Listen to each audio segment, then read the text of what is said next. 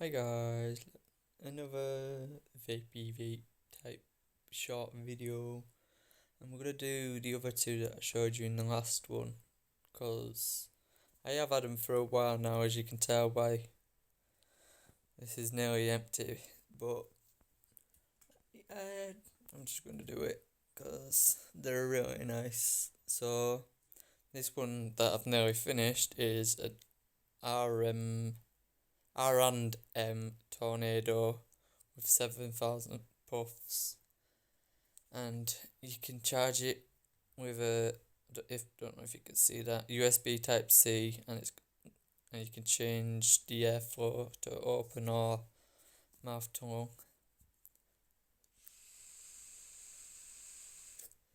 And it's also got these really cool RGB lights. So this is the pink lemonade flavour. It's actually one of my favourite flavours by this brand. But to be fair, I like pink lemonade in general when it comes to anything really. And then with this one, which we have here, is Elux Legend, which is 3,500 puffs, blueberry sour raspberry. You can see it there.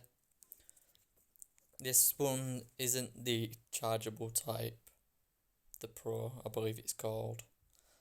But yeah,